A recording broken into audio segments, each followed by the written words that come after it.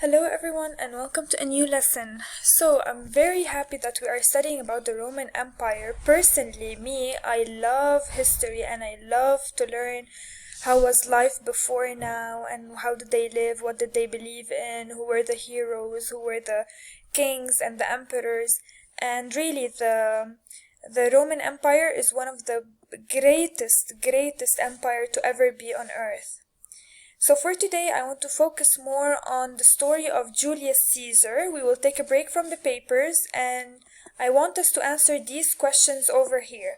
So we will watch a video right now and we will answer these questions.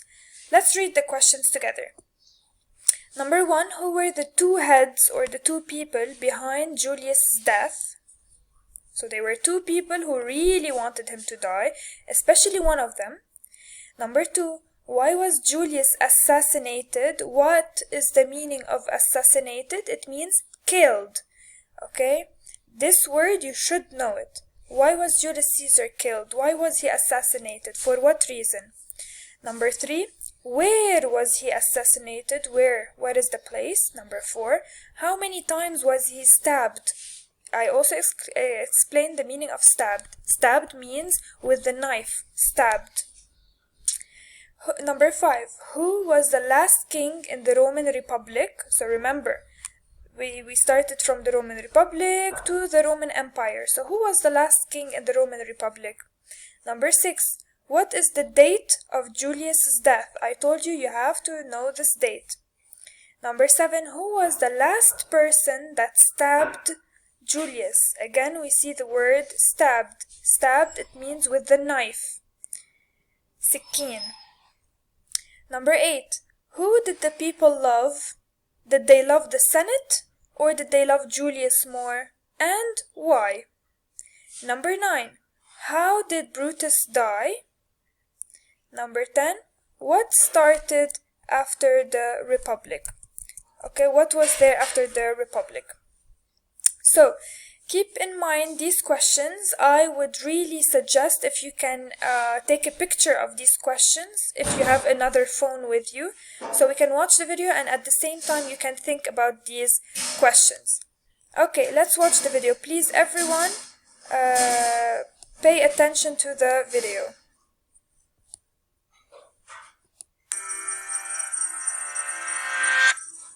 What would you do if you thought your country was on the path to tyranny? If you saw one man gaining too much power, would you try to stop him? Even if that man was one of your closest friends and allies?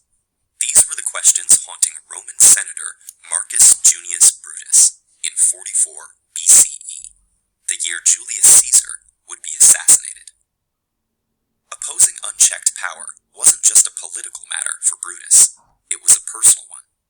He claimed descent from Lucius Junius Brutus, who had helped overthrow the tyrannical king known as Tarquin the Proud. Instead of seizing power himself, the elder Brutus led the people in a rousing oath to never again allow a king to rule. Rome became a republic based on the principle that no one man should hold too much power. Now, 4.5 centuries later, this principle was threatened. Julius Caesar's rise to the powerful position of consul had been dramatic. Years of military triumphs had made him the wealthiest man in Rome, and after defeating his rival Pompey the Great in a bitter civil war, his power was at its peak. His victories and initiatives, such as distributing lands to the poor, had made him popular with the public, and many senators vied for his favor by showering him with honors. Statues were built, temples were dedicated, and a whole month was renamed, still called July today. More importantly, the title of dictator meant to grant... I will stop here for a second. So if you notice in the video, they said that the people loved him. The people loved him because every time he went to war, he used to get richer and richer and richer, and he would also distribute the land to the people. So he wasn't selfish and kept everything for himself. He actually helped the people. And he was the first one to get the name dictator. Temporary emergency powers in wartime had been bestowed upon Caesar several times in succession, and in 44 BCE, he was made dictator perpetuo, dictator for a potentially unlimited term. So remember, before there were only kings. Now he was dictator. Dictator, it means that in no way you can never say no. Dictator is the person, a soldier who travels out to get more land for the country. He was very powerful. And why did the Senate not love him? Because remember yesterday's lesson, I told you that for them it was important that no one would have extra power or more power. For them, all of them to be equal, to have the same power. And when they saw that Julius Caesar started gaining and gaining and gaining more power, of course they felt threatened by him. This was too much for the senators who feared a return to the monarchy their ancestors had fought to abolish, as well as those whose own power and ambition were impeded by Caesar's rule. A group of conspirators calling themselves the Liberators began to secretly discuss plans for assassination. Leading them were the senator Gaius Cassius Longinus and his friend and brother-in-law, Brutus. So, Caius and Brutus, they were the ones who really wanted him to die, especially Caius. Brutus was actually one of Caesar's very good friends. Joining the conspiracy was not an easy choice for Brutus. Even though Brutus had sided with Pompey in the ill-fated civil war, Caesar had personally intervened to save his life, not only pardoning him, but even accepting him as a close advisor and elevating him to important posts. Brutus was hesitant to conspire against the man who had treated him like a son. So you see, he was hesitant. Hesitant, it means that he was not sure what he wanted to do. But what did Caius do? But in the end, Cassius's insistence and Brutus's own fear of Caesar's ambitions won out. The moment they had been waiting for came on March 15th. March At a Senate 15, guys. meeting held shortly before Caesar was to depart on his next military campaign. As many as 60 conspirators surrounded him, unsheathing daggers from their togas and stabbing at him from all sides. As the story goes, Caesar struggled fiercely until he saw Brutus. Despite the famous line "Et tu, Brute," written by Shakespeare, we don't know Caesar's actual dying words. Some ancient sources claim he said nothing, while others record the phrase, "And you, child?" fueling speculation that Brutus may have actually been Caesar's illegitimate son. But all agree that when Caesar saw Brutus among his attackers, he covered his face and gave up the fight, falling to the ground after being stabbed 23 times. So after he was stabbed 22 times, he saw Brutus and he covered his face because it was so much pain to watch one of your best friends try to kill you. And then he was stabbed the last time, where it actually made him die. Unfortunately for Brutus, he and the other conspirators had underestimated Caesar's popularity among the Roman public, many of whom saw him as an effective leader, and the Senate as a corrupt aristocracy. Within moments of Caesar's assassination, Rome was in a state of panic. Most of the other senators had fled, while the assassins barricaded themselves on the Capitoline Hill. Mark Antony, Caesar's friend and co-consul, was swift to seize the upper hand, delivering a passionate speech at Caesar's funeral days later that whipped the crowd into a frenzy of grief and anger. As a result, the liberators were forced out of Rome. So you remember in the previous video we saw how the senators escaped and how Mark Antony made his famous speech and all the people loved him. The ensuing power vacuum led to a series of civil wars, during which Brutus, facing certain defeat, took his own life. And Brutus killed Ironically, himself. the ultimate result would be the opposite of what the conspirators had hoped to accomplish: the end of the Republic and the concentration of power under the office of emperor. And this is how Julius was the last king in the Republic, and then the Roman Empire started to come. Opinions over the assassination of Caesar were divided from the start, and have remained so. As for Brutus himself, few historical figures have inspired such... Okay, let's go to the questions. Who were the two heads behind Julius's death? It was Brutus and Cassius. I forgot how we write his name. Let's just write it like this for now. Number 2.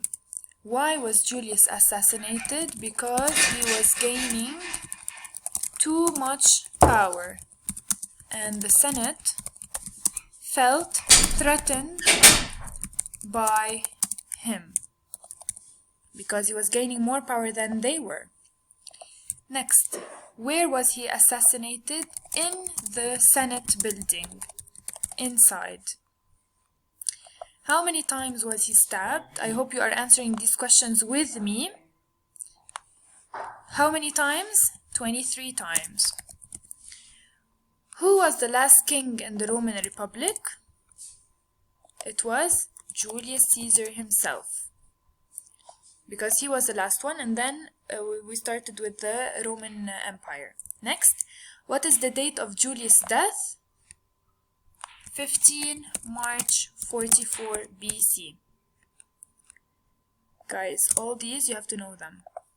Next, who was the last person that stabbed Julius? It was his best friend, Brutus. He was the last one who killed him. Who did the people love? Did they love the Senate or Julius? Of course they loved Julius. And why? Because he gave money and land to the poor, and he was a very, very powerful and very good leader. Next, how did Brutus die? He killed himself at the end. And what started after the Republic? The Roman Empire. Very well. Very good.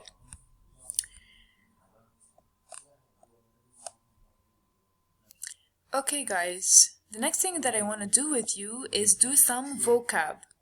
Let's watch this video. What are homophones? Homophones are words that sound the same, but have different spellings and meanings. Here are some examples. The knight sleeps at night.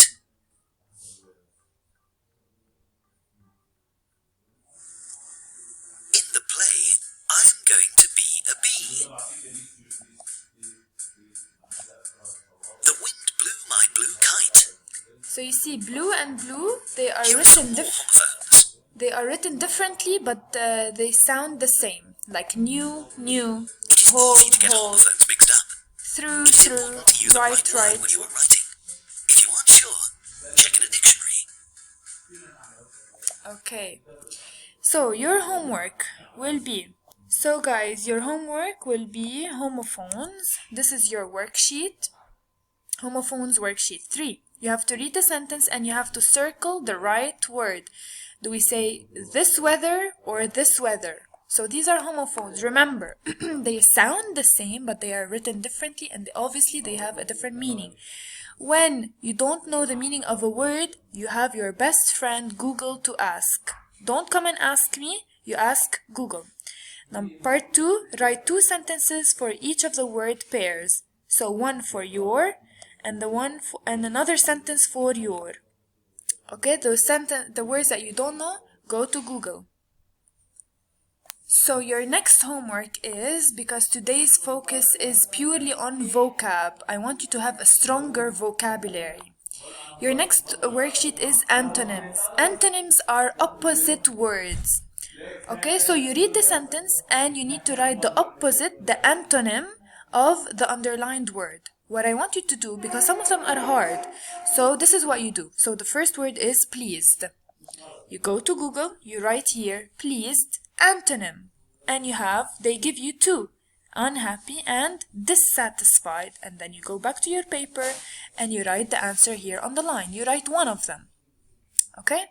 So this is what I want you to do for this exercise. So you have 2 worksheets for tomorrow. So remember guys, homophones are words that sound the same but are written differently with a different meaning. Antonyms are words that are opposite each other. Both of the exercises you need Google to help you. If Google doesn't help you, you ask me.